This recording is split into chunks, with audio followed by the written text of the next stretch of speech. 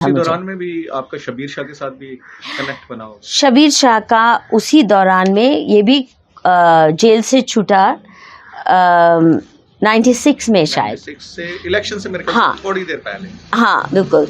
तो इसको भी इसका था कि ये चीफ मिनिस्टर बनने वाला है, जम्मू वाले भी इसके साथ जुड़ गए, कश्मीरी पंडित भी जुड़ गए जी। इसको भी शायद हमारी इंटेलिजेंस एजेंसीज ने ही ये नाम भी दिया था, नेल्सन मंडेला ऑफ कश्मीर। हाँ। इतने साल इसने जेल में बिताए हैं, 22 साल कहते हैं। तो उसमें किसी ने आपको ये नहीं बताया कि ये इसने जेल में क्यों काटे? सबसे पहले अनंतनाग में अगर गाय काटी तो वो किसने काटी? इसने शबीर शाह ने काटी, जो 14 साल की उम्र में ये कहता है कि मैं जेल में गया सबसे पहली बार। हाँ। तो वो किस लिए गया? क्योंकि वहां पे काउ स्लॉटर पे बैन है। जम्मू कश्मीर ही एक ऐसी रियासत थी उस वक्त जिसमें काउ स्लॉटर में बैन था, और इसने अनंतनाग चौक के बीच में गाय कत्ल की थी। किस लिए? To defy law. Oh my God, और ये पहली नहीं बार पता था, ये नहीं पता था। उसके बाद 85 में हाँ। ये पकड़ा गया, इसके साथ विस्की की बॉटल्स पकड़ी गई, 2 लड़कियां पकड़ी गई, 1 पिस्टल पकड़ी गई। देखिए, जहाँ तक ये बातें हैं ना, इनके बारे में तो पता था, सुना था, पर कश्मीर के लोग बड़ा क्लेवर नैरेटिव चलाते हैं कि ये तो इंटेलिजेंस एजेंसीज बदनाम करने के लिए किसी के ऊपर भी प्लांट कर देती हैं, तो समझ नहीं आता कि किसकी माने किसकी ना माने। इसलिए वो गाय का, देखिए, अगर सोशल मीडिया के ज़माने में ये हरकत हुई होती तो झटके में पता चल जाता। मैं सिर्फ शबीर शाह का नाम टाइप करती और धड़क आ जाता डाउनलोड होके इसकी सारी करतूतें, पर ये सब तो पहुंचती नहीं थी। तो उसका अगर मालूम होता मुझे तो शायद मैं बेवकूफ़ न बनती।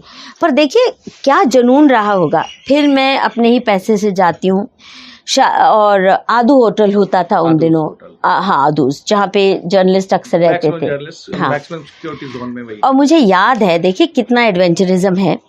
बिल्कुल उन दिनों टेररिज्म क्योंकि पीक पे था, अंधेरा सुन हो जाता था 6 बजे के बाद।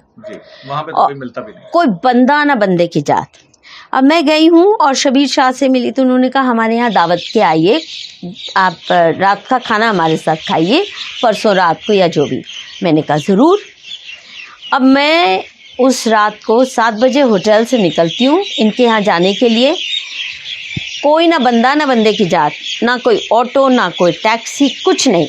और आदूज के मालिक भी मुझे कहते हैं मत बाहर निकलिए, बहुत खतरा है, अच्छे भले लोग, हथियार लेस लोग नहीं जाते घर के बाहर। मैंने कहा नहीं, मुझे बुलाया तो मुझे जाना है। अब अंधेरे में मैं चल पड़ती हूँ, ऑल अलोन, गुप अंधेरा, कुछ कोई मिल नहीं रही सवारी। पुलिस की 2-3 जीपें आती हैं। कहाँ जा रही है मैडम, क्या हो गया आपको? नहीं, मुझे कहीं दावत पे बुलाया। मुझे लगता है कि पुलिस वालों ने भी सोचा हो कहीं दिल्ली से कोई पागल छुट के आई है आगरे के पागल खाने से, इसको इस माहौल में कौन दावत पे बुलाएगा, या मुझे किसके यहाँ जा रही है। पर किसी ने मुझे रोका नहीं। I think I am very lucky that way. मुझे अगवा भी कर सकते थे, बहुतों को किया, और उसके साथ कुछ भी हो सकता था उस रात को। एक अकेला ऑटो आता है, मैडम कहाँ जाना है? मैंने बताया शबीर शाह जी के यहाँ जाना है। और आपको मालूम है? कहता हाँ मालूम है। अच्छा, वो स्कूटर अब मुझे सेंटर ऑफ कश्मीर श्रीनगर से लेके जा रहा है। आजाद, आप मानेंगे नहीं, मीलों तक लाइट नहीं, कोई आबादी नहीं, बिल्कुल आउटस्कर्ट्स पे था उसका घर।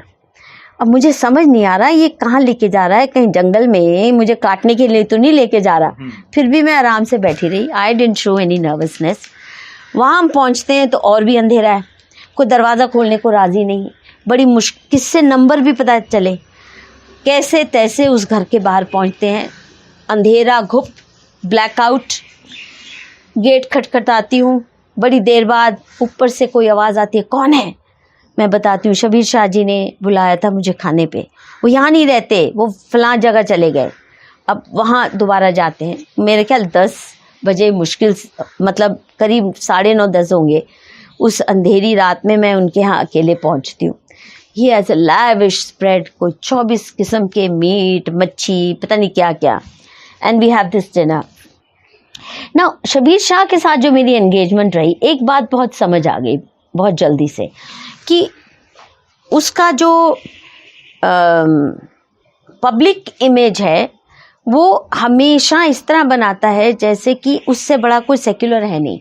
हमेशा कोई भी मीटिंग के लिए 10-15 कश्मीरी पंडित उसके साथ ज़रूर खड़े होंगे, 2-3 लोगों को जम्मू से भी बुला लेगा, और ऐसे लगता है कि इतना इंक्लूसिव बंदा है, बात भी नहीं करता बिना कश्मीरी पंडितों को, बिना डोगरों को, बिना इसको, बिना उसको, सिखों को साथ लिए। परंतु ये भी धीरे धीरे मालूम हुआ कि अय्याश भी है, पैसाखोरी तो उसने इतनी की है। हिंदुस्तानी सिखा देता है, नहीं वहाँ से भी आता है, वहाँ से जो आता है सो आता है जो यहाँ से दिया जाता है। बिल्कुल। देखिए आप किसी का इनकम टैक्स वहाँ पे नहीं पूछते कि भैया तू इतनी इनकम, तूने इतनी प्रॉपर्टी बना ली। यासीन मलिक ने मॉल बना लिए जी, दिल्ली में प्रॉपर्टी खरीद ली जी, लैविश लाइफस्टाइल में रहता है। हाँ बिल्कुल सही कह रहे हो। शबीर शाह का जो लाइफस्टाइल है, इनकम उसकी कोई नहीं है, बिजनेस कोई नहीं है, भैया पैसा कहाँ से आ रहा है? नाइम अख्तर बेरोजगार है वैसे तो, बीवी एक नौकरी करती है, हुर्रियत का जो नाइम है, नाइम नहीं उसका, नाइम खान। अब नाइम खान का पैलेस है, हाँ पर इतना बड़ा पैलेस तो नहीं कोई बना सकता ना। और पूरे हिंदुस्तान के खिलाफ उसको बातें करने के लिए आप कभी अमेरिकन यूनिवर्सिटी में भेजते हो, कभी यूके की यूनिवर्सिटी में बिल्कुल, और फिर वो आपकी ही यूनिवर्सिटी में काम करती है। बिल्कुल सही बात। तो ये कैसे? हाँ ये सब देख देख के ही मोह भंग होता गया। और यासीन मलिक के साथ जो 2-3 बड़े इम्पोर्टेंट इंसिडेंट्स थे, मुझे याद है ये मोहभंग तो इसलिए भी हो गया, यहाँ पे पकड़ा जाता था लड़कियों के साथ इंडिया गेट पे पकड़ा गया। हाँ, खबर लगी और किसी ने रातों रात वो सारी की सारी इंडियन एक्सप्रेस की अखबारें गायब कर दी। वो तो मतलब नॉन केसेस हैं सभी नहीं, पर मैंने उसके बाद फिर उसको मेरे घर में आने पे कम से कम एंट्री बैन कर दिया, क्योंकि ये फ्लर्ट तो करता था, सबसे करता है, और ये भी बात मुझे बहुत अखरती थी। इनफैक्ट JKLF के ये छोटे जो चेले चपाटे थे, मुझे याद है एक मुझे ले गया शिकारे की राइड पे, मेरे पीछे ही पड़ गया, शादी कर लो मुझसे, शादी कर लो। अरे क्या तू बंदा क्या है, मतलब सीधे हाँ।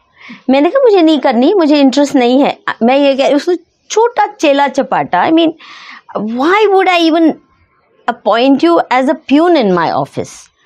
और इस तरह के मतलब इनको असल में तब तक आदत नहीं थी कैसे बात करनी है औरतों के साथ जो पर्दे में बुर्के में नहीं रहती।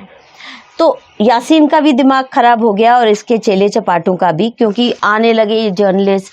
तो यासीन मलिक का तो जो भी फीमेल जर्नलिस्ट थी, चाहे विदेशी हो चाहे, he tried having some kind of हाँ।